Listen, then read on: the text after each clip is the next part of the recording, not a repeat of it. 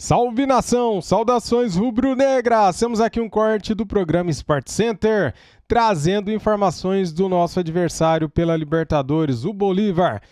Boas notícias para o Fla? Pois é, veja bem, diferença de gols nas 11 vitórias do Bolívar como mandante contra times brasileiros. Ele venceu por 1 gol só de diferença em 7 jogos, venceu por 2 gols em 3 jogos e por 3 gols, 1 jogo só, galera. Então, essa é uma boa notícia. Concorda comigo? Vamos lá então para o vídeo, deixa o seu like, se inscreva aqui no nosso canal e ative o sininho. As imagens são da ESPN Brasil, link na descrição como créditos. Vamos lá. Mas antes a gente fala desse jogo de volta na Bolívia. E os números do Bolívar com vitórias como mandante contra times brasileiros. 7 vitórias por 1 gol de diferença, 3 por 2 gols de diferença e apenas 1 vitória por 3 ou mais gols, que é justamente o resultado que o Bolívar precisa para levar direto essa vaga. 2 gols ali para levar a decisão para os pênaltis. A notícia para o Flamengo pode ser boa pelos números, pelo histórico, né, André? Mas para esse jogo se falava muito ao longo de toda a semana, enfim, até quando sai mesmo esse sorteio, né? Que o Flamengo precisaria fazer um placar quanto mais elástico melhor aqui no Brasil para chegar lá e aí ter também a altitude, sempre muito discutida, mas já chegar mais tranquilo.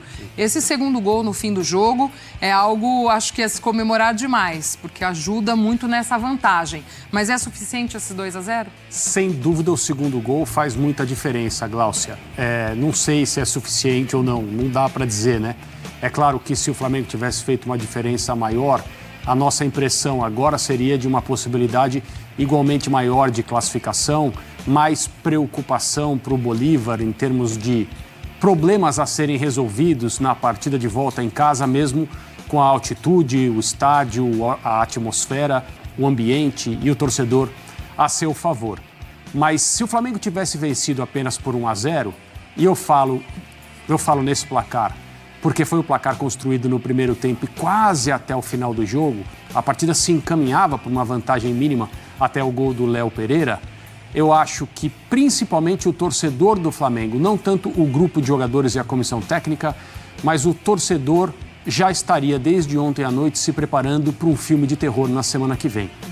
Porque uma vantagem simples numa situação como a que o Flamengo vai enfrentar, e o Flamengo já experimentou essas lições durante a fase de grupos, é uma coisa muito tênue. É muito difícil você segurar um resultado de uma vantagem tão pequena, 1 gol só, na condição que o Flamengo vai enfrentar no jogo de volta na Bolívia. Agora, 2-0, digamos, é um placar clássico de mata-mata, em condições normais.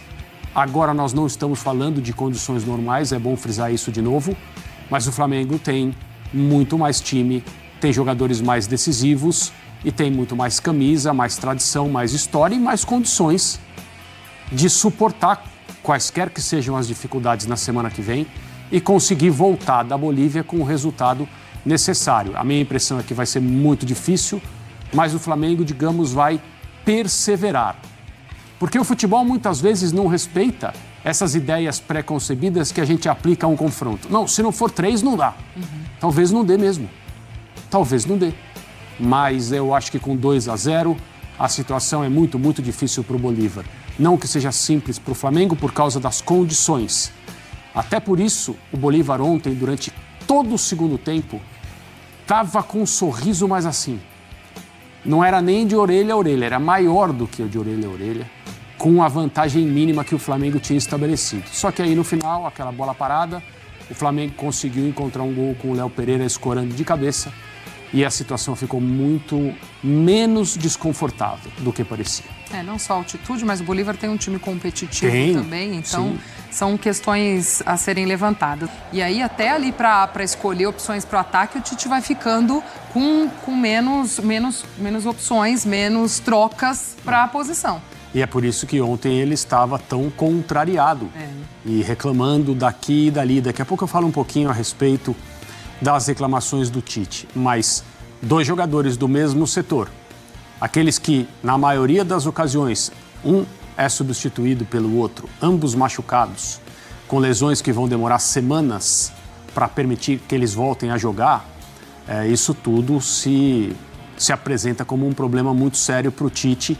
Eu diria que talvez até mais grave, por ser no mesmo setor e por se tratar do Pedro e do Gabriel, mais grave, mais preocupante do que o período que o Flamengo atravessou e bem durante a Copa América, quando não teve 5 jogadores entre os melhores do seu elenco.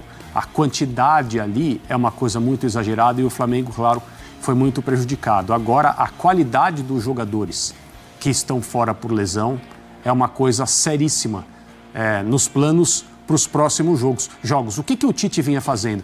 Ele vinha mexendo por setor. Ele vinha conseguindo fazer isso.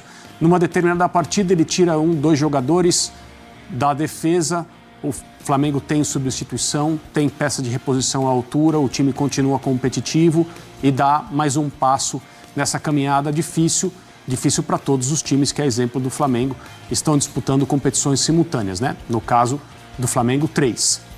Aí ele mexe no meio de campo, ele descobriu durante o período da Copa América, quando ele teve o seu meio de campo completamente assim, né? Desfigurado. Retirado do seu caderninho, né? Ele descobriu jogadores, às vezes fazendo uma ou outra improvisação, jogadores que podem cumprir. No ataque, ele também pode mexer, não tirando completamente aqueles que ele considera os principais para fazer os papéis ali na frente. Agora não vai ter jeito. O primeiro objetivo, fim de semana, Campeonato Brasileiro, um jogo que é clássico, ele não tem nem Pedro nem Gabriel. No meio de semana na Bolívia, ele também não tem os 2. E ao que tudo indica, até setembro ele vai ter que se virar desse jeito. A diferença do Flamengo para os demais é a quantidade de jogadores de alto nível do seu elenco. É o que se chama de profundidade. Profundidade é qualidade com quantidade. A cada jogador que se machuca é bastante evidente. É só olhar, pensar, avaliar quem são esses atletas. O Flamengo ele vai ficando com menos opções. E vai ficando com opções que não são aquelas que o treinador lançaria mão se tudo dependesse dele. Então o Flamengo vai ser testado. O Tite vem dizendo há muito tempo que é humanamente impossível tentar abraçar as 3 competições basicamente com a mesma escalação.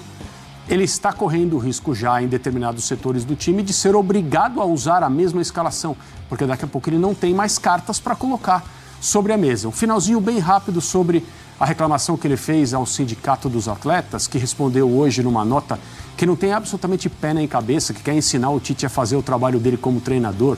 Quer dizer, dos sindicatos dos atletas no Brasil, a gente não pode esperar nada a não ser esse tipo de revanchismo. Estão dormindo, não fazem nada, ninguém ouve falar deles até que um técnico, um jogador reclama. E aí eles mandam notinhas cheias de raivas, de ironias e querendo ensinar um treinador como o Tite a fazer o trabalho dele. Na verdade, o Tite errou, não porque ele falou de alguém de quem não se espera nada, mas porque são os clubes que precisam resolver esse problema. O problema do calendário no futebol brasileiro só será resolvido pelos clubes ou pelos jogadores, que talvez um dia, unidos, digam: não vamos jogar tantas vezes. Mas a união dos jogadores é algo que se pede há tanto tempo no Brasil, sem vermos nada que se aproxime do que é necessário. Então, os treinadores e os jogadores precisam conversar internamente com os seus dirigentes, que assinam a participação em todos esses campeonatos que geram essa quantidade de jogos que é desumana. E esperar uma união dos clubes também parece algo muito utópico no Brasil. Pois é. Além das lesões no jogo de ontem, uma imagem que chamou a atenção: ao final da partida, os jogadores do Flamengo também exaustos em campo. O Gerson ali também põe a mão na coxa, tem gente ali deitada, mostrando muito dessa exaustão mesmo que o Tite cita aí na coletiva, o De La Cruz aí ao final da partida. Enfim, para mostrar como os jogadores ficaram. Imagine na Bolívia, que ainda vai ser mais complicado pelas questões do local. E galera, depois que o Tite ontem na entrevista coletiva falou do sindicato, citou o sindicato, né, dos atletas, o sindicato respondeu ao Tite, isso agora que o André acabou de falar aqui.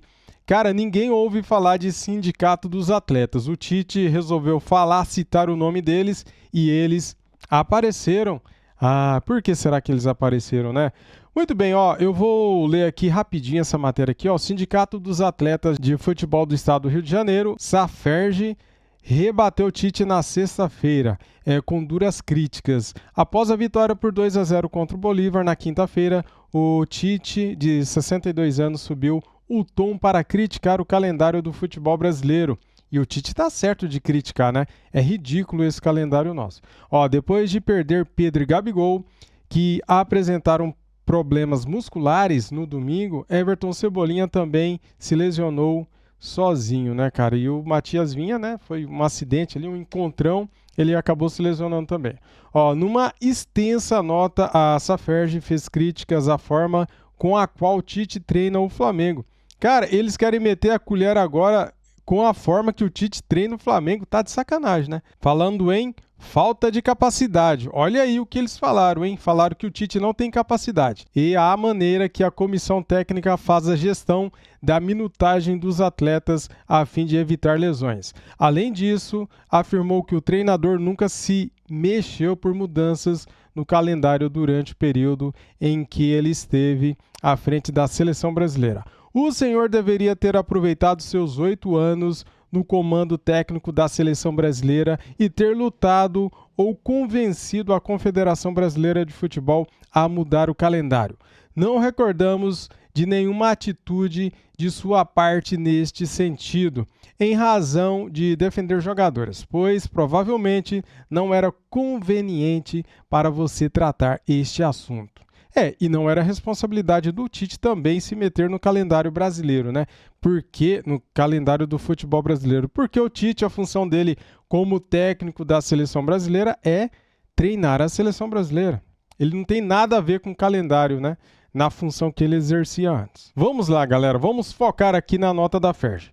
Que o senhor explique aos seus atletas que, devido aos seus incômodos e falta de capacidade para lhes dar uma consistência de jogo, que eles, atletas, terão que renegociar seus contratos com os valores muito menores, já que por motivos óbvios as televisões diminuirão drasticamente os valores negociados e investidos e, por consequência, cara, não tem nada a ver uma coisa com a outra, cara. Meu Deus, velho. Nem vou perder meu tempo com essa porcaria aqui não, cara. Tem nada a ver uma coisa com a outra, bicho. Nada a ver. Fabrício Bruno de saída, galera. Fabrício Bruno acertando a saída do Mengão. Ele vai jogar no Rennes. Flamengo vai receber uma bolada por ele, hein? Cara, um montante de 84,4 milhões de reais. O clube formador, o Cruzeiro, terá direito a 4,5%, ou seja, 621 mil euros. 3.730.000 reais. A Chapecoense, onde Fabrício Bruno jogou na temporada em que completou 21 anos, fica com 0,5%, 3,2 mil euros, 19 mil reais. Tadinho, né? Tadinho da Chapecoense, vai pegar 19 mil reais. Rapaz do céu, dou risada porque são valores pequenos, né? Se tratando de futebol, né? E o Fabrício Bruno respondeu, galera. Ele falou que teve sim proposta do West Ham e tem o do Rennes, né? Não posso negar uma coisa que já se tornou pública, que todo mundo sabe. Mas eu sigo trabalhando, sigo me dedicando até o último dia que for aqui. Se for uma coisa que seja boa para mim, para o Flamengo, que aconteça. Então é o seguinte, galera. O Flamengo tinha pago pelo Fabrício Bruno em 2022 17 milhões de reais, né? E agora está vendendo por 84 milhões de reais. Negócio da China. Dito isso, deixa o seu like, se inscreva aqui no nosso canal e ative o sininho. Muito obrigado a todos vocês. Saudações rubro-negras e fui!